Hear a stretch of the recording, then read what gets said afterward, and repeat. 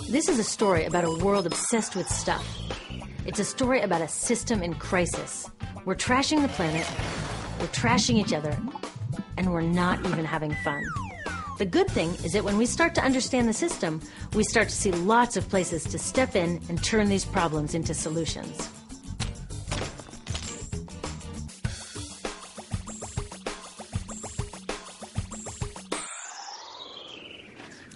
The other day, I couldn't find my computer charger. My computer is my lifeline to my work, my friends, my music. So I looked everywhere, even in that drawer where this lives. I know you have one too, a tangle of old chargers, the sad remains of electronics past. How did I end up with so many of these things? It's not like I'm always after the latest gadget. My old devices broke or became so obsolete I couldn't use them anymore. And not one of these old chargers fits my computer. Ugh!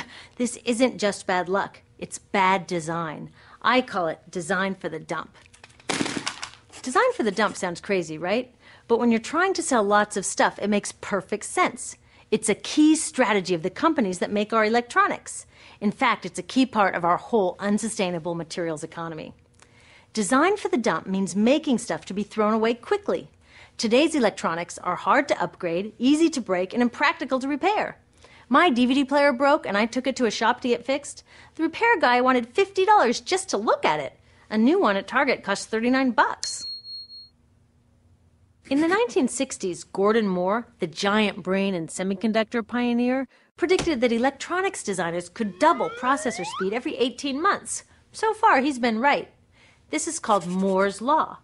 But somehow, the bosses of these genius designers got it all twisted up.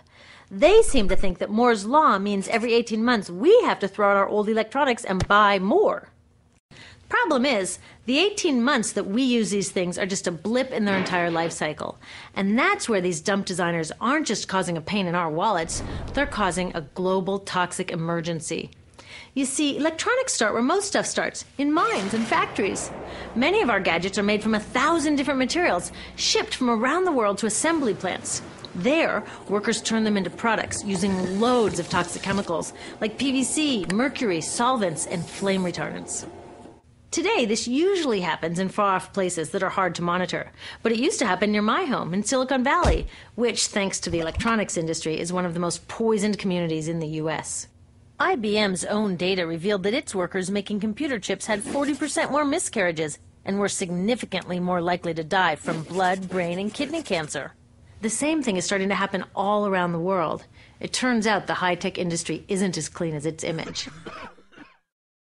So, after its toxic trip around the globe, it lands in my hands. I love it for a year or so, and then it starts drifting further from its place of honor on my desk or in my pocket. Maybe it spends a little time in my garage before being tossed out. And that brings us to disposal, which we think of as the end of its life. But really, it's just moved on to become part of the mountains of e-waste we make every year. Remember how these devices were packed with toxic chemicals? Well, there's a simple rule of production. Toxics in, toxics out.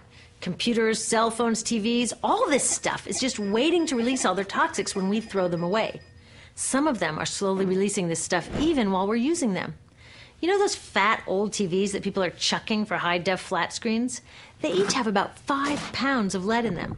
Lead, as in lead poisoning. So, almost all of this e-waste either goes from my garage to a landfill or it gets shipped overseas to the garage workshop of some guy in Guiyu, China, whose job it is to recycle it. I've visited a bunch of these so-called recycling operations. Workers without protective gear sit on the ground smashing open electronics to recover the valuable metals inside and chucking or burning the parts that no one will pay them for. So while I'm on to my next gadget, my last gadget is off poisoning families in Guiyu or India or Nigeria. Each year we make 25 million tons of e-waste, which gets dumped, burned, or recycled. And most recycling is anything but green. So are the geniuses who design these electronics actually evil geniuses? I don't think so, because the problems they're creating are well hidden even from them. You see, the companies they work for keep these human and environmental costs out of sight and off their accounting books. It's all about externalizing the true cost of production. Instead of companies paying to make their facilities safe, the workers pay with their health. Instead of them paying to redesign using fewer toxics, villagers pay by losing their clean drinking water. Externalizing costs allow companies to keep designing for the dump. They get the profits and everyone else pays. When we go along with it, it's like we're looking at this toxic mess and saying to companies, you made it, but we'll deal with it. I've got a better idea. How about you made it, you deal with it? Doesn't that make more sense? Imagine that instead of all this toxic e-waste piling up in our garages or in the streets of Guayu, we sent it to the garages of the CEOs who made it. You can bet that they'd be on the phone to their designers pretty fast demanding they stop designing for the dump. Making companies deal with their e-waste is called extended producer responsibility, or product take-back. If all these old gadgets were their problem, it would be cheaper for them to just design them longer-lasting, less toxic, and more recyclable in the first place. They could even make them modular so that when one part broke, they could just send us a new piece instead of taking back the whole broken mess. Already, take-back laws are popping up all over Europe and Asia. In the U.S., many cities and states are passing similar laws. These laws need to be protected and strengthened. It's time to get these brainiacs on our side. With take-back laws and citizen action to demand greener products, we can start a race to the top, where designers compete to make long-lasting, toxic-free products. So let's have a green Moore's Law. How about the use of toxic chemicals will be cut in half every 18 months? The number of workers poisoned will decline at an even faster rate.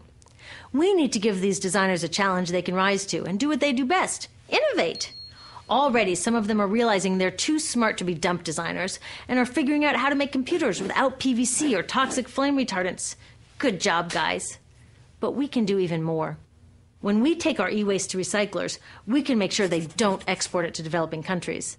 And when we do need to buy new gadgets, we can choose greener products. But the truth is, we are never going to just shop our way out of this problem, because the choices available to us at the store are limited by the choices of designers and policymakers outside of the store. That's why we need to join with others to demand stronger laws on toxic chemicals and on banning e-waste exports. There are billions of people out there who want access to the incredible web of information and entertainment that electronics offer. But it's the access they want, not all the toxic garbage. So let's get our brains working on sending that old design for the dump mentality to the dump where it belongs, and instead building an electronics industry and a global society that's designed to last.